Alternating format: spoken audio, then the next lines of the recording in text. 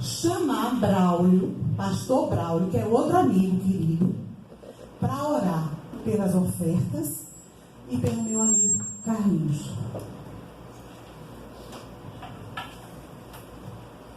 Pai amado, Pai querido, tudo que vem de Ti nós te damos, então te peço que essas ofertas sejam para o crescimento do 30 semanas e que mais pessoas possam ser abençoadas, mas principalmente abençoa a sua liderança, com discernimento, coragem, ousadia de permanecer nesse ministério. Também te peço particularmente por Carlinhos, meu Pai. Tu conheces o coração e conheces também a mente desse teu servo, Senhor Jesus, que desde muito tempo, muito novo, recebeu o chamado e teve as visões que veio diretamente do teu trono. Então abençoa Carlinhos hoje e sempre, que da sua boca saiam palavras, do coração sentimentos que vêm do teu trono, e que nós aqui todos saiamos totalmente diferentes do que nós entramos aqui. Então abençoa teu filho e faz com que ele seja muito, ultimamente, bravamente usado por ti, em nome de Jesus. Amém.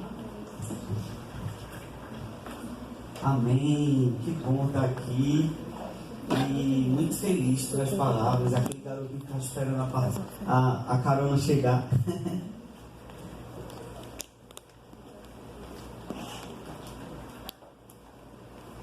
Eu ficava esperando a mamãe chegar para pegar carona. Eu falei, será que hoje ela aparece? Ela já passou, né? Eu ia para o colégio, estava junto com a filha dela e eu sempre pegava carona, muito bom. É bom que Deus faz esses encontros, né? E a gente se emociona mesmo. Hoje eu quero conversar com vocês sobre depender. Né? Eu vou me apresentar para quem não me conhece. Eu sou o pastor Carlinhos, eu sou casado com Renatinha e tenho um filho chamado Benjamin. Ele tem um ano e 9 meses. Pronto, eu sou pastor aqui na Paz, eu me converti aqui.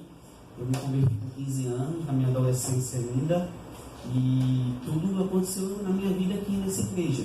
Então, eu sou filho daqui e recebi meu chamado aqui, foi tudo aqui. E hoje eu quero conversar com vocês sobre depender.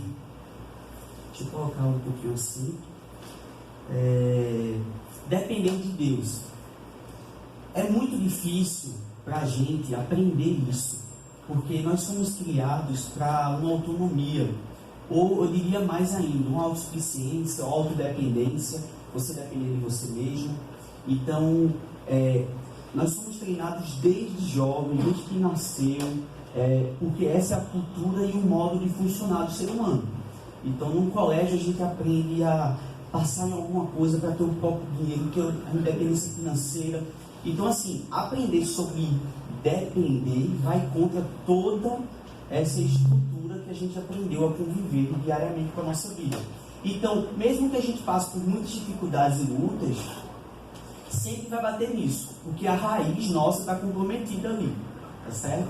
Então, é preciso a gente parar e se submeter, depender de Deus.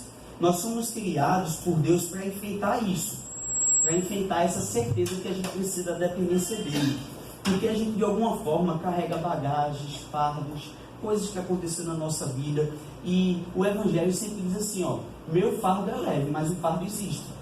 Ele só é leve porque eu dependo de Deus, mas que ele existe, ele vai existir sempre. Ele pede para a gente trocar o fardo, né? Então a proposta do Evangelho é essa. E o que eu acho mais incrível no Evangelho, que Jesus, que eu acho que de alguma forma é a mensagem mais poderosa que eu vejo no Evangelho, é quando Jesus fala das bem-aventuranças, né? Quando ele ensina sobre elas.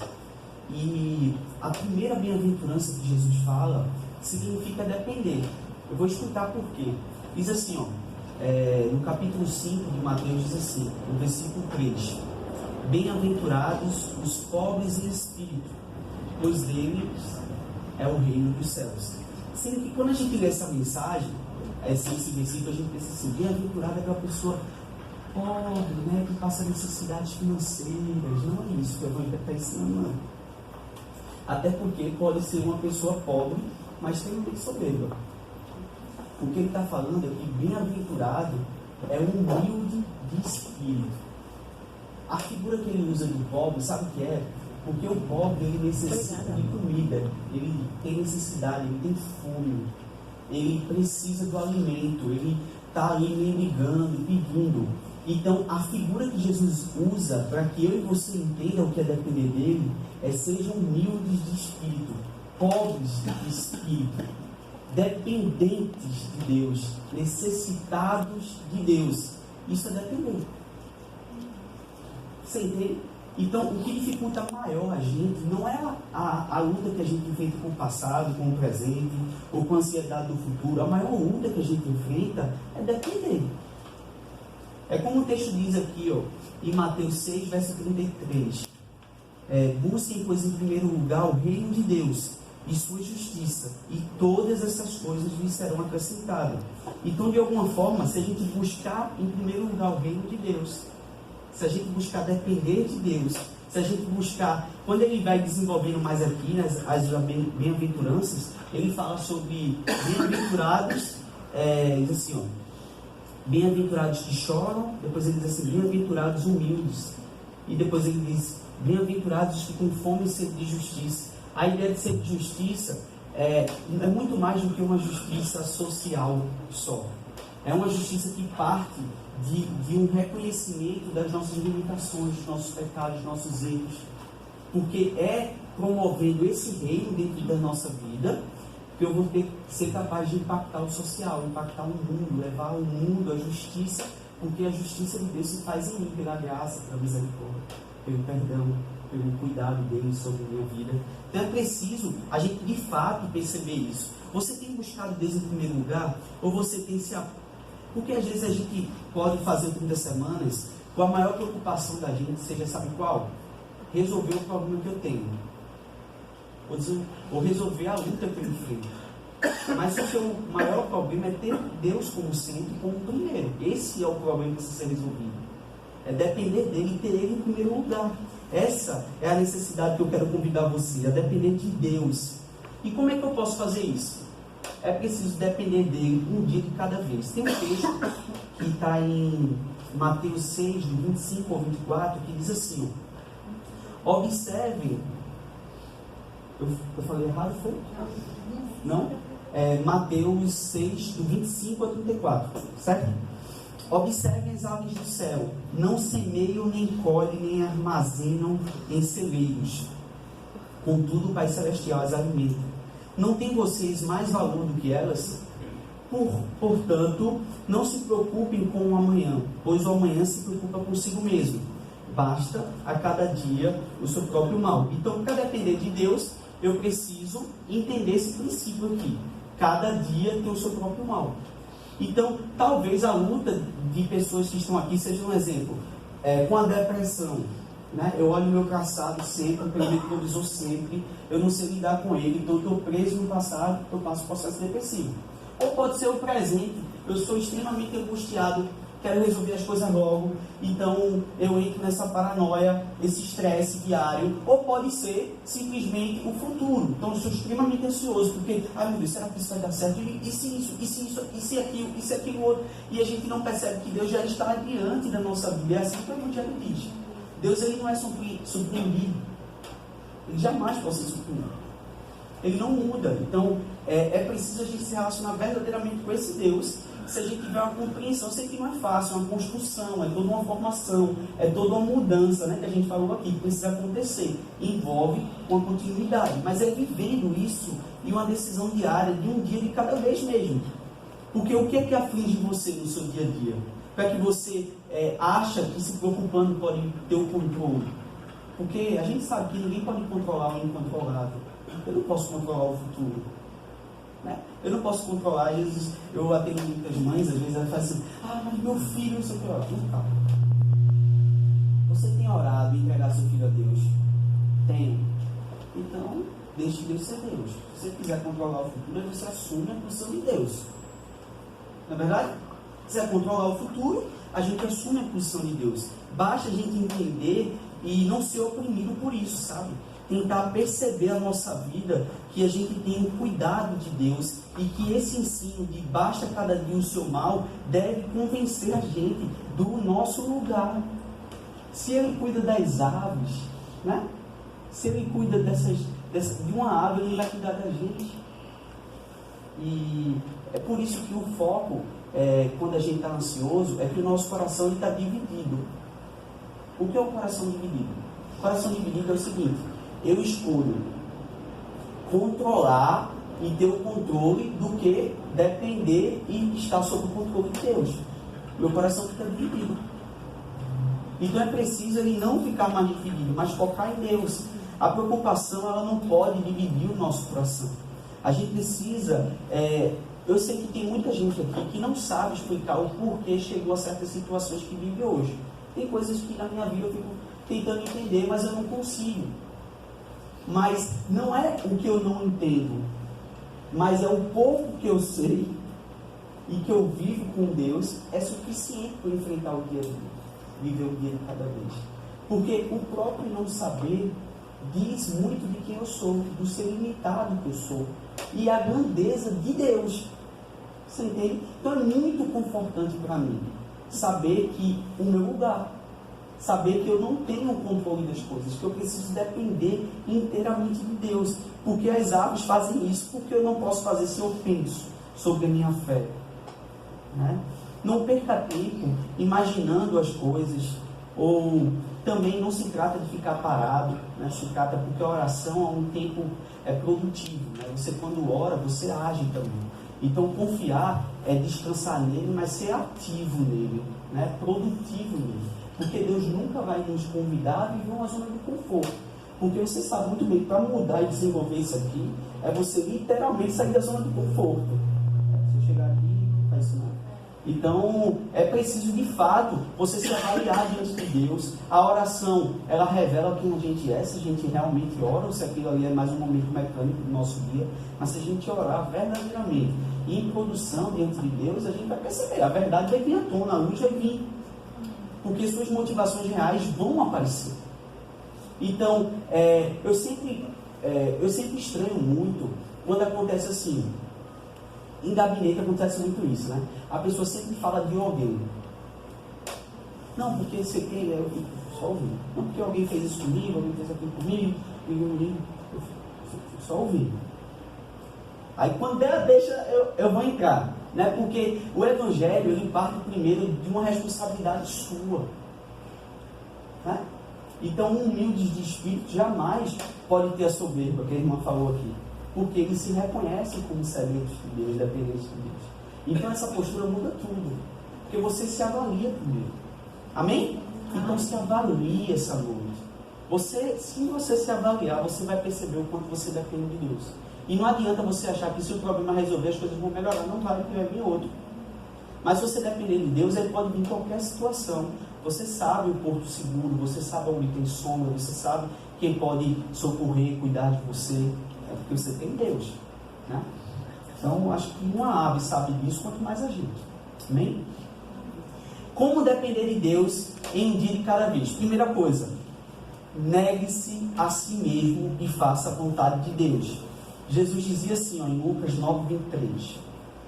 Jesus dizia a todos: se alguém quiser acompanhar-me, negue-se a si mesmo, tome diariamente a sua cruz e siga-me. Tomar a sua cruz é uma escolha diária, né? É uma condição diária para todos os discípulos de Cristo. Então, em você, se quiser seguir a Cristo, tem que negar, tem que morrer o eu. O eu tem que ser crucificado, e isso representa o quê? Uma morte, né? Você morre para si mesmo, você crucifica o seu eu na cruz. Então, não é possível viver uma nova natureza, porque a gente sempre fala assim, né? A árvore da nossa vida, de alguma forma, está comprometida com a natureza pecaminosa, né? Então, quando eu me converto, né? Muda tudo, muda a raiz, muda tudo. Então, às vezes eu estou focando, sabe o quê? Nos frutos.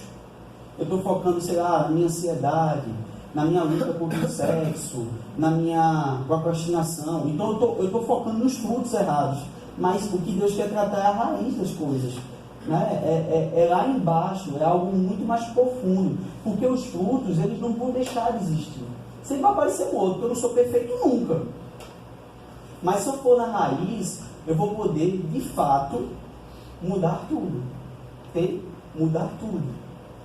Então é preciso a gente negar a si mesmo. Tomar a cruz, todos nós temos que tomar a nossa cruz, carregar a nossa cruz. É uma escolha voluntária e individual. O Senhor traz essa ordem para todas as áreas da nossa vida.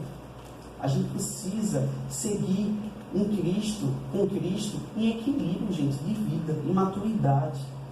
Tudo ficará bem administrado se houver um administrador da nossa vida, que é Jesus. Então é preciso que a gente foque nisso, foque nesse destronar o eu, né? Então, empenhar a minha vida num discipulado real com Jesus. Né? Você tem se relacionado verdadeiramente com Cristo? Porque essa é a pergunta sobre negar a si mesmo.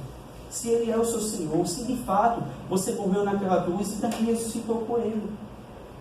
Porque quando negamos a nós mesmos, percebemos que ganhamos, há um ganho, há uma nova vida, há um abrir mão de tudo para poder seguir a Ele. Uma decisão de negar capacita cada um de nós a viver um novo nível de espiritualidade. A gente vence os inimigos que vão surgindo, vencendo os inimigos do passado também, que de alguma forma eles vêm, eles visitam. Tem um texto que diz assim, Josué 3, verso 5, santifique-se, pois amanhã o Senhor fará maravilhas entre vocês. Eu percebo que o maior milagre que pode acontecer em nossas vidas é exatamente esse negar a si mesmo. Esse é o maior milagre que pode acontecer na nossa vida. Porque a partir disso, o possível, o impossível vai acontecer. Entende? Porque eu estou negando a raiz, né? Eu estou, de fato, promovendo um reino na minha vida. Então, o que é que você pode fazer hoje? Essa é a pergunta que eu faço. O que é que você pode fazer hoje para que você possa viver uma mudança, de fato, na sua vida? Segunda coisa, se eu quero ver uma novidade de vida, eu preciso reconhecer minha identidade de filho. Veja o que diz o texto, João 1,12. Contudo, os que o receberam, aos que creram em seu nome, deu-lhes o direito de se tornarem filhos de Deus. Então, primeiro eu preciso negar a mim mesmo, tomar a cruz, seguir Ele, negar tudo e a todos. É muito difícil fazer isso, negar tudo e a todos. Por quê? Porque eu tenho minhas vontades, tenho as vontades das pessoas que eu gosto, tenho tudo isso, tenho que negar tudo.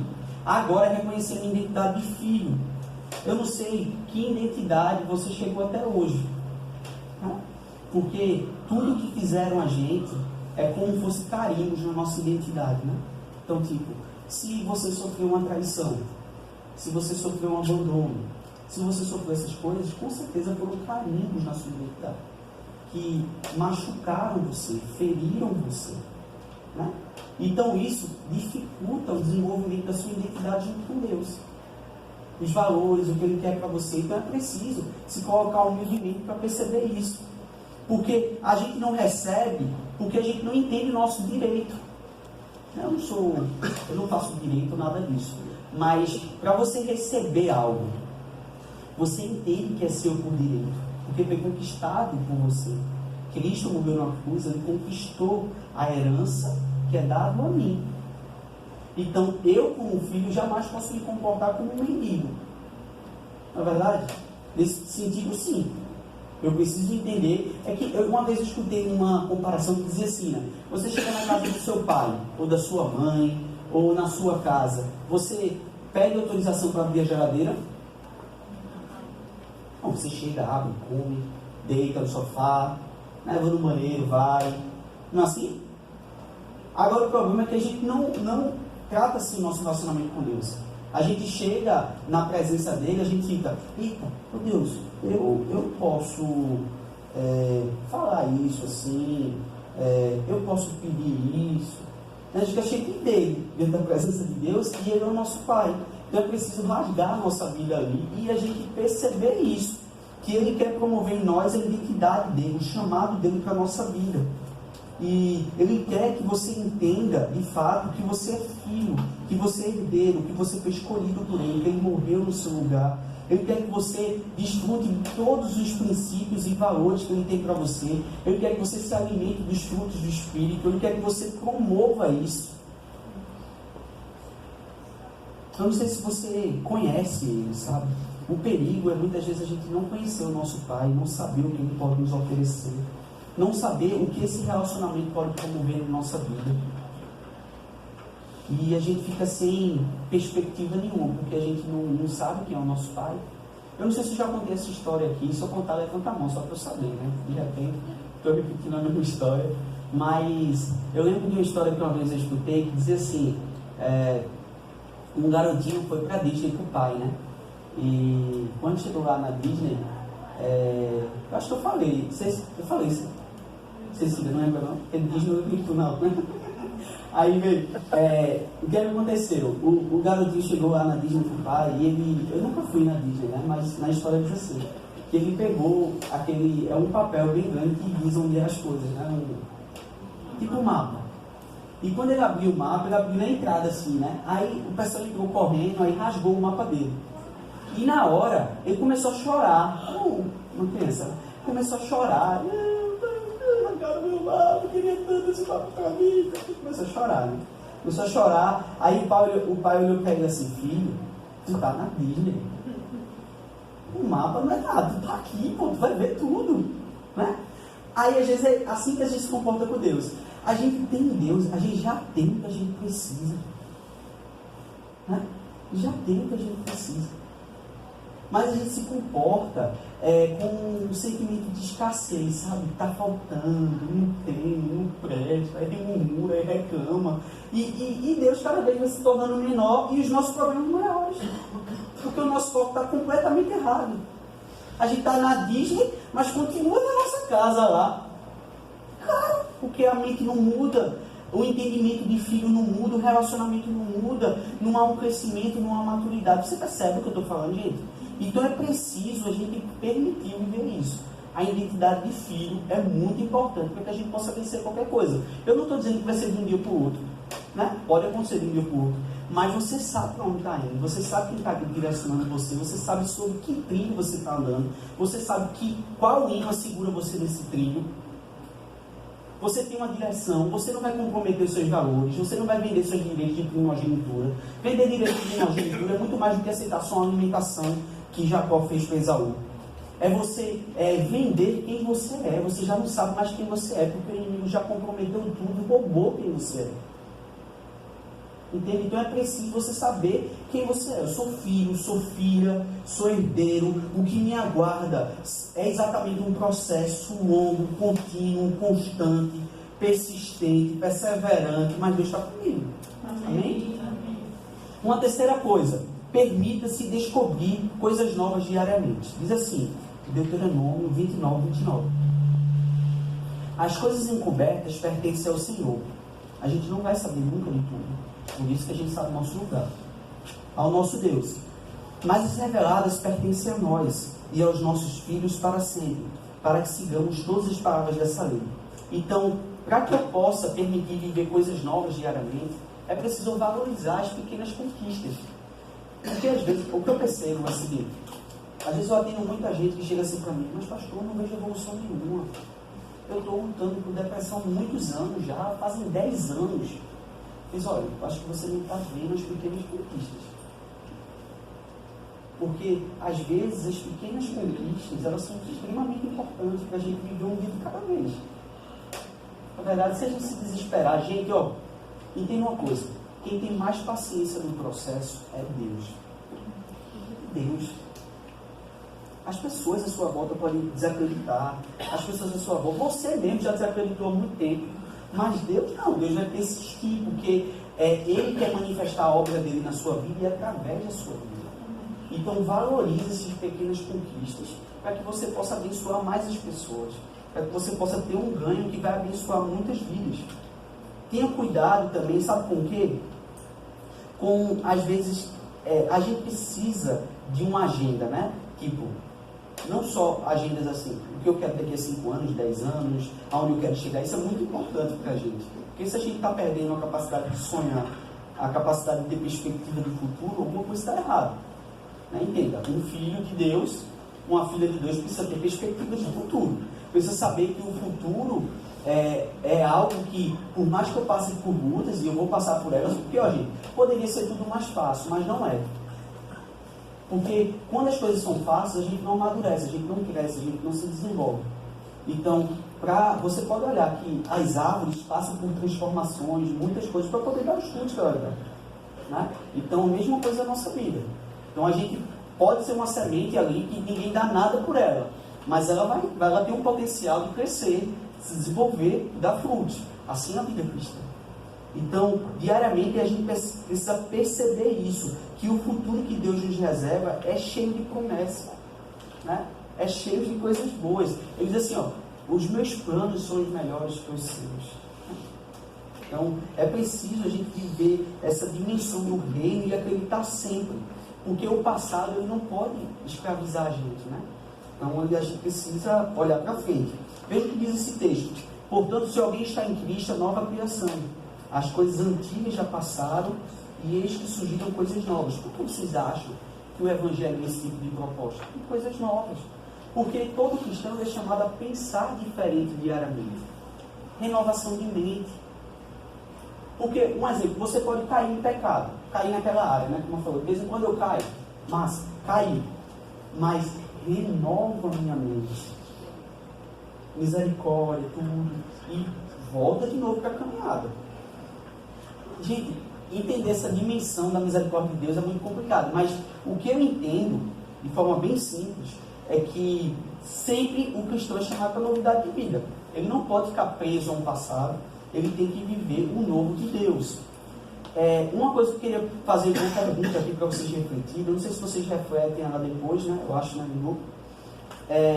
Será que você tem perdido a capacidade de sonhar? Essa é uma pergunta que eu queria fazer para você.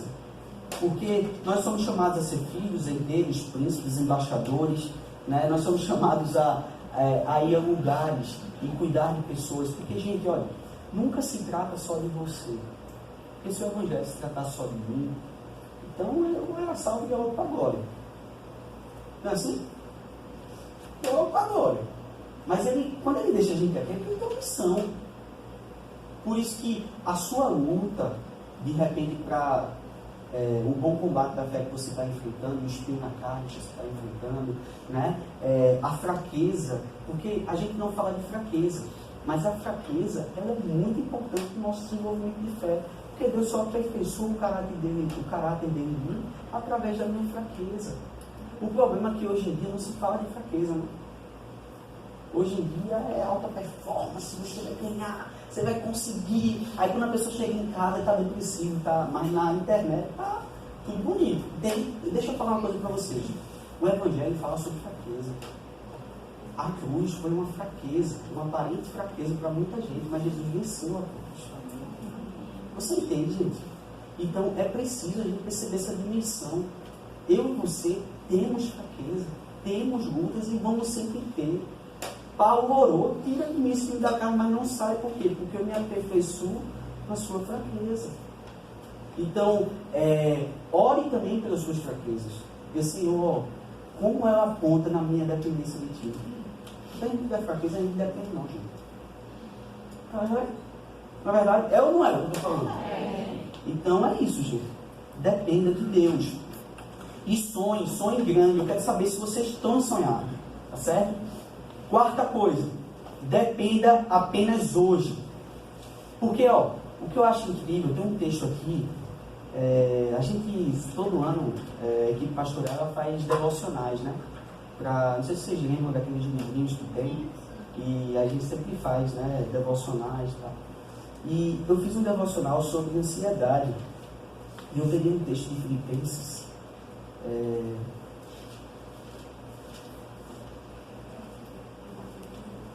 que ele fala sobre ansiedade um pouco. Filipenses 4, do verso 6 ao 9, diz assim, não andem ansiosos por coisa alguma, mas em tudo, pela oração e súplica, e com ação de graças, apresente seus pedidos a Deus. Primeiro ele diz assim, que a gente não deve andar ansioso, porque eu devo apresentar as minhas orações, os meus pedidos a Deus. Então, para eu vencer a minha ansiedade, eu preciso orar. E a minha oração é de ação de graças. Por quê? Porque eu sou grato, porque eu tenho Deus, cara. Quem escuta a minha oração não é tu testando minha oração, não. É Deus testando minha oração. E eu estou apresentando a Ele. Você entende? Então diz assim, apresentem seus pedidos de oração com ação de graças, apresentem a Deus. Então, para eu vencer a minha ansiedade, preciso apresentar minhas orações a Deus. Segundo, e a paz de Deus, que excede todo entendimento, guardará o coração e a mente de vocês em Cristo Jesus.